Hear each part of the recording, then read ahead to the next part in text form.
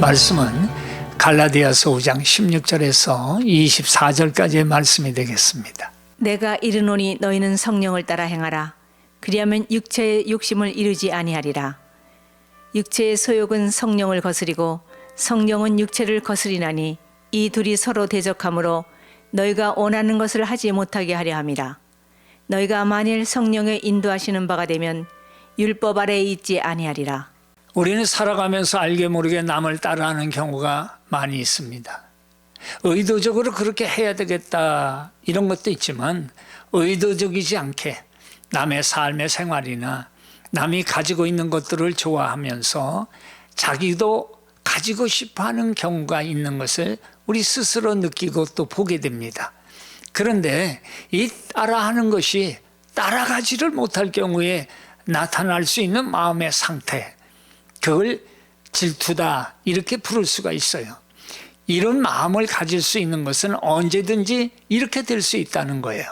어느 글을 보니까 질투에 대해서 쓰기를, 시기 질투는 어디에나 언제나 누구에게나 있는 감정이지만 이게 그냥 질투에 그치지 않고 상대방의 장점을 보고 그걸 자기 것으로 만들려고 할 때는 결과적으로 자기의 발전시킬 수 있는 원동력이 되기 때문에 또한 이게 좋다 이렇게 쓴 글을 봤어요.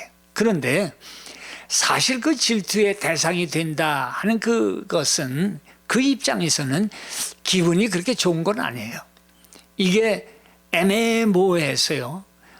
그 말도 그렇게 하기 때문에 화를 낼 수도 또 그렇다고 꼭 집어서 말할 수도 어렵다는 거예요. 특히 그 질투하는 사람들이 매일 얼굴을 대하는 사람들과 장소라면은 지속적으로 고통이 될 수 있다는 거예요. 그런데 생각해 보면요.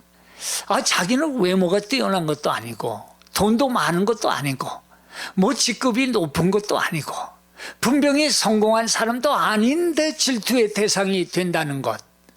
그럼에도 불구하고 그것은 당신이 행복해 보인다는 거예요. 행복할 조건이 아닌데 행복해 보이는 당신이 아마도 싫다는 것이겠죠. 그런데 그건 당신의 문제가 아니에요.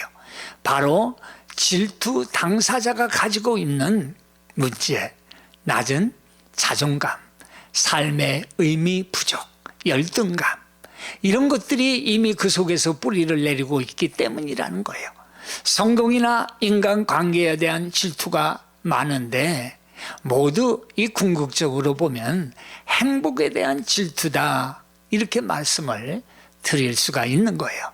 질투하는 사람들의 행동하는 그 특징이 있어요. 첫째는 진심이 아닌 칭찬을 해요. 이 가짜 걱정을 해줘요.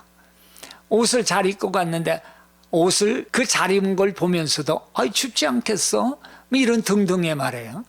가짜 칭찬, 가짜 걱정.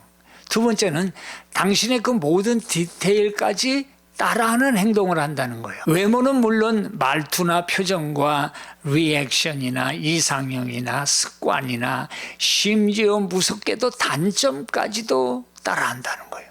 모든 디테일을 당신이 하는 식으로 갖길 원하고 작은 소소한 것에 특히 관심이 많다는 거예요. 그런데 이 질투라는 게 남을 따라하려는 사람에게만 나타나는 게 아니라 남에게 은혜를 베풀어 준 사람도 이 질투가 나타나는 건 마찬가지라는 거예요.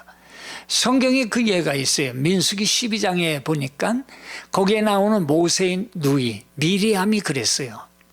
1절에 보니까 모세가 구수 여자를 취하였더니 그 구수 여자를 취하였으므로 미리암과 아론이 모세를 비방했다 이렇게 기록해요. 구스는 오늘날 그 에티오피아를 가르치죠. 흑인 여자를 아내로 취했다고 미리암은 이걸 가지고서 모세를 비방한 거예요. 미리암은 모세의 누이예요. 모세가 태어났을 때 애굽 왕은 히브리인의 모든 남자 아기를 다 죽이라고 명령을 했죠. 모세 엄마는 그 명령에 따르지 않고 결단을 해요. 모세를 갈대 상자에 넣어서 나일강에 띄워버리잖아요. 그때 강가에 서서 갈대 상자가 어디로 가는지 지켜본 사람이 바로 미리암이었잖아요. 애국 공주에게 친엄마를 유모로 소개한 사람이 미리암이었잖아요. 홍해를 건너왔을 때 모세에게 화답의 노래를 한 사람도 미리암이었잖아요. 어떻게 보면 미리암은 모세의 생명의 은이네요. 모세의 후견자예요. 모세의 누이로서 모세와 늘 함께하면서 그를 도왔던 사람이라고 볼 수가 있어요. 그래서 미리암과 아론이 모세가 구스 여인을 취했다고 의로운 비방을 한 것 같지만 사실 근본 이유는 그게 아니라는 거예요. 실제 마음은 감춰놨어요. 다른 걸로 공격을 한다는 거예요. 그런 경우가 얼마나 많아요. 2절이 원이네요. 뭐라 그러냐면 그들이 이르되 여호와께서 모세아마 말씀하셨느냐 우리와도 말씀하지 아니하셨느냐 하매 여호와께서 이 말을 들으셨더라. 그러니까 미리암과 아론은 모세의 그 위치, 지위를 질투했다는 거예요. 모세를 시기하고 모세에 견줄 만한 권력과 명예를, 지위를 원했던 거예요. 그가 하나님을 몰랐나요? 알았어요. 그 사람들 너무 잘 알았어요. 그럼에도 불구하고예요. 신약의 고린도 교인들을 보세요. 성령의 은사도 많았어요. 예수 믿은 것 물론이에요. 그럼에도 불구하고예요. 바울은 고린도전서 3장 1절에 형제들아 내가 신령한 자들을 대함과 같이 너에게 말할 수 없어서 육신에 속한 자 곧 그리스도 안에서 어린 아이들을 대함과 같이 하노라 그러잖아요. 여기 보세요. 신령한 자와 육신에 속한 자 이걸 말씀하고 있어요. 성령을 받았어요. 그렇지만 그 안에는 신령한 자가 있고 육신에 속한 자가 있다라는 거예요. 신령한 자는 누구예요? 성령이 이끄는 대로 사는 사람이에요. 마음속에 계시는 성령이 주인이시고 그 성령의 음성을 듣는 사람이 바로 신령한 자. 그런데 육신에 속한 자는 누구예요?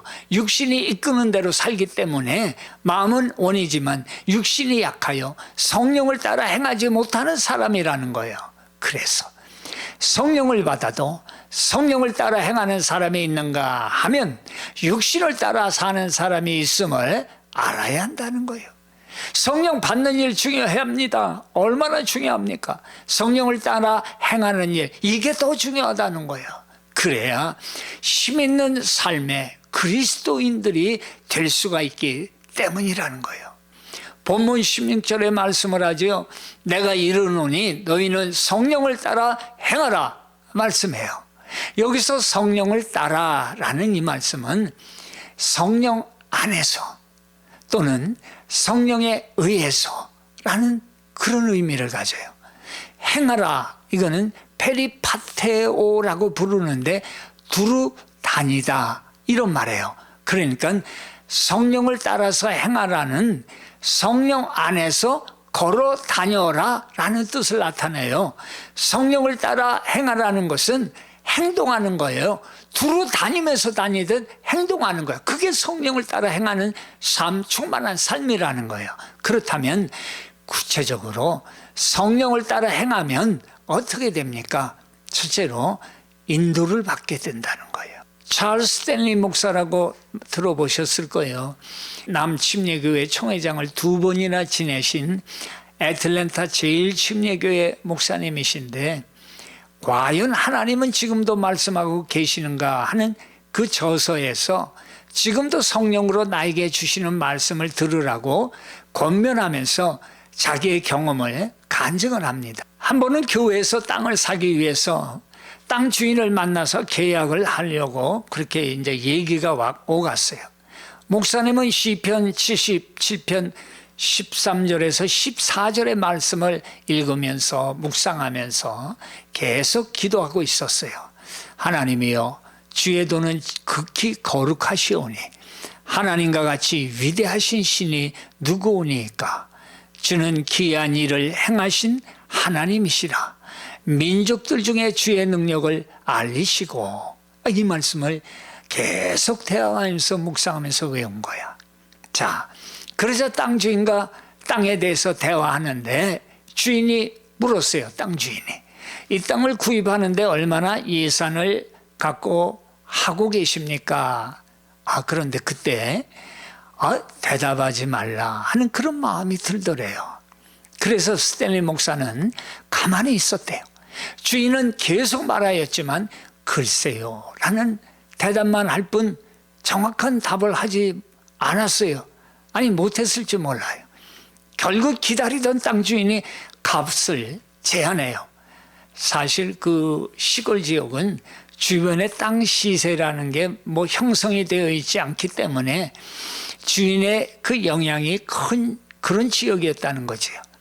가격이 목사님 마음에 들더래요. 스탠리 목사가 동의를 했어요.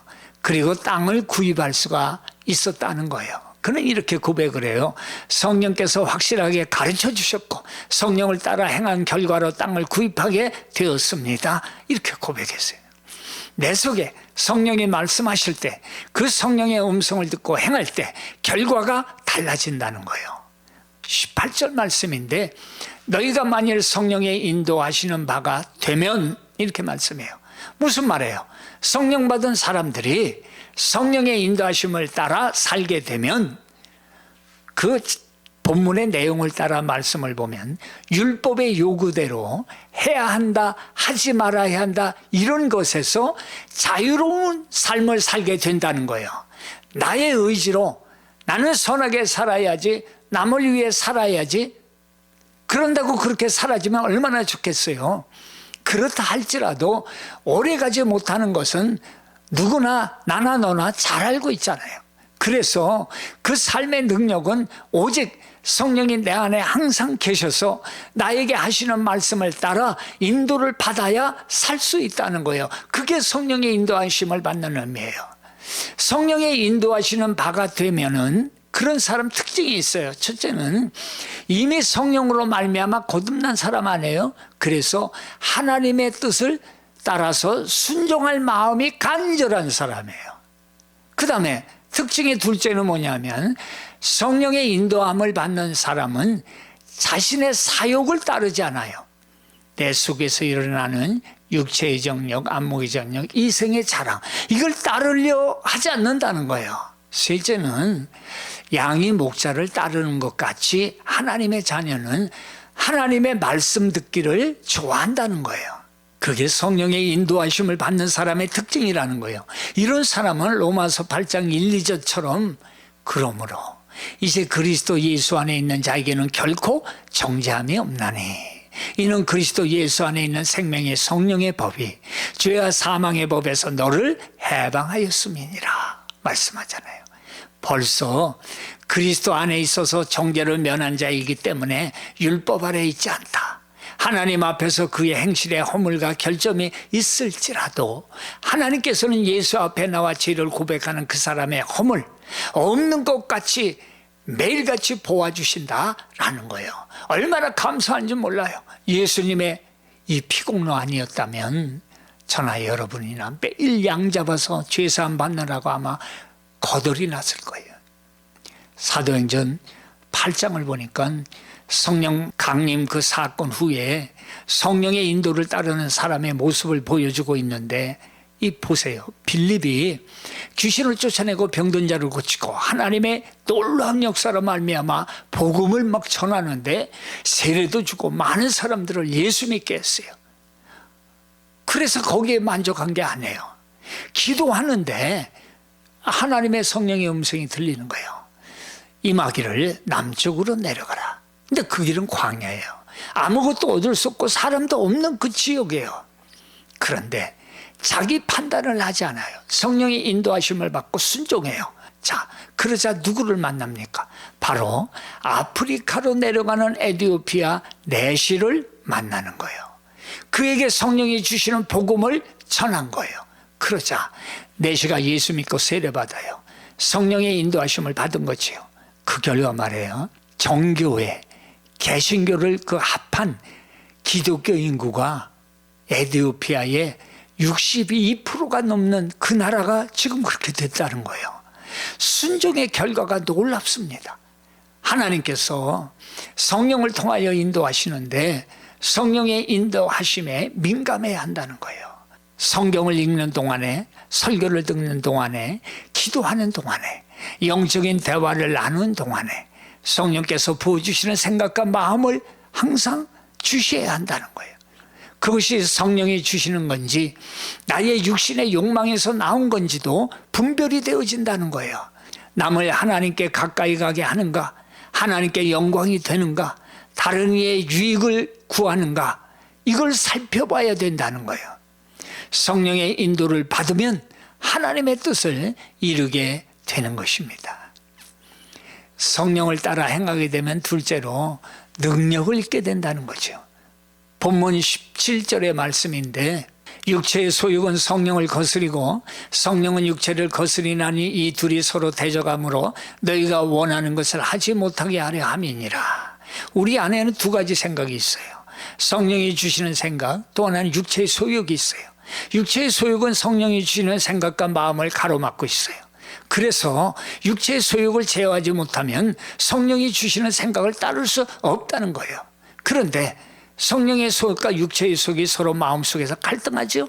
부딪히죠. 그건 성령의 능력으로 인해서 육체의 속력대로 살 수 없게 만드시는 하나님의 성령의 역사라는 거예요.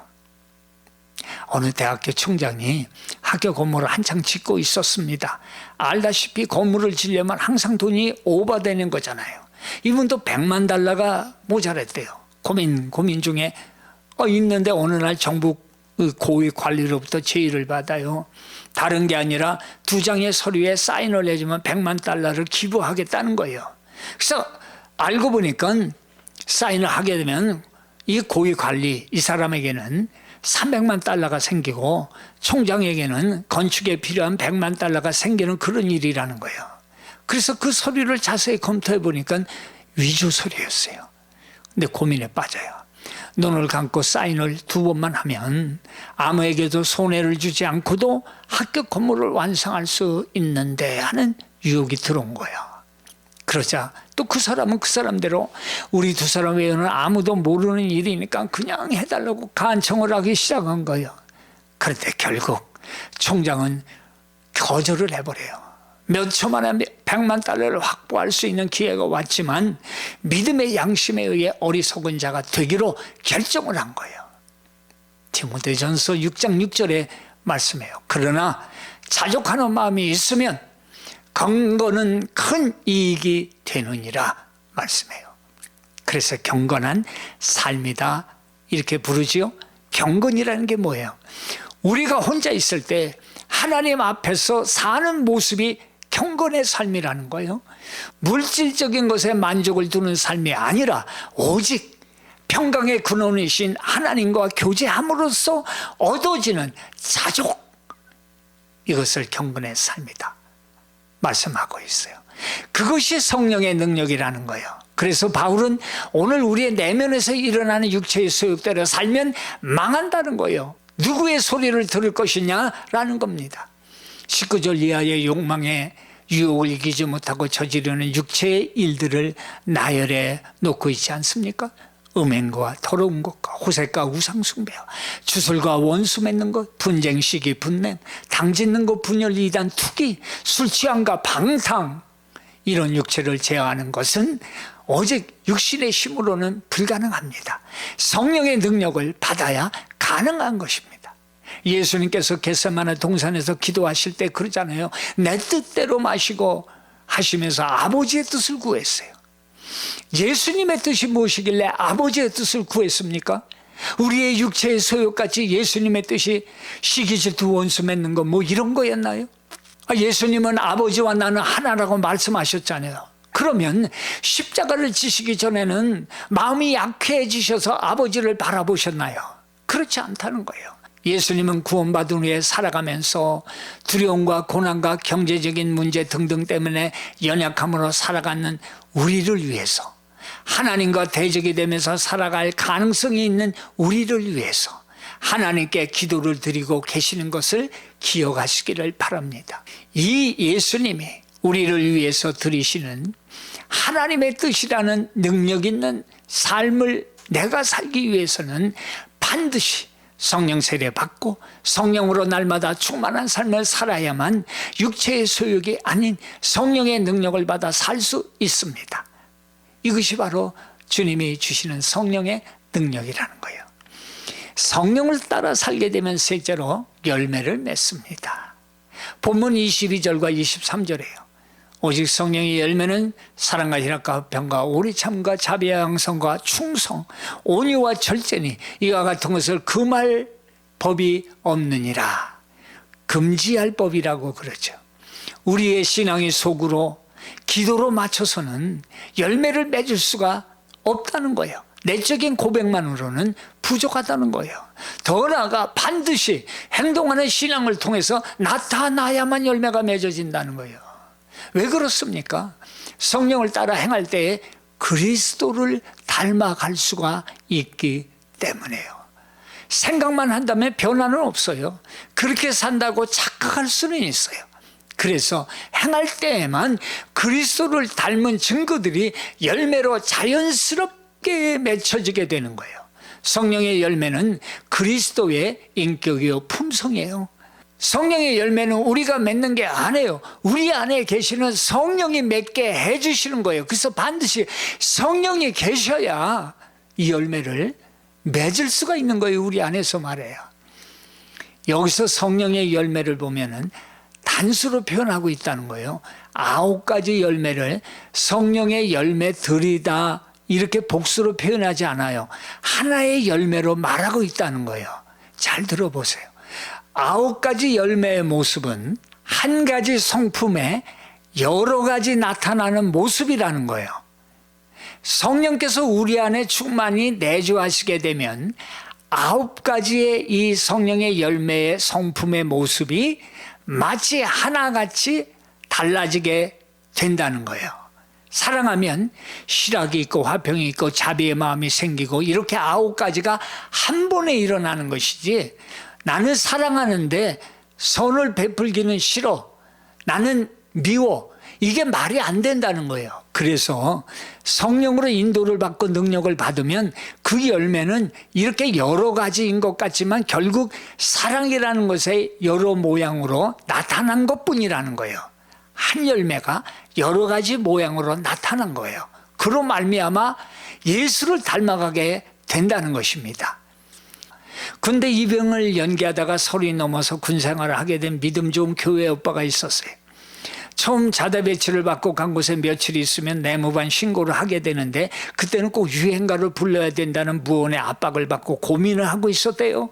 가볍게 생각하면 그까짓 거 뭐 부른다고 믿음이 달아나냐, 그렇게 생각하는 사람도 많지만 아무튼 이 교회 오빠에게는 그게 자신의 믿음과 관계되는 일이었기 때문에 고민이 날마다 커간 거예요.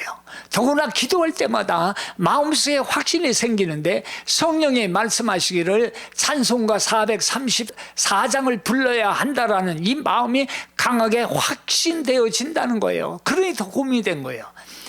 졸병인이 자기 뜻대로 한다는 것은 말이 안 되는 스토리였기 때문에 더 괴로운 나날이었어요. 읽고 시간이 가서 내무반 신고식 날이 온 거예요.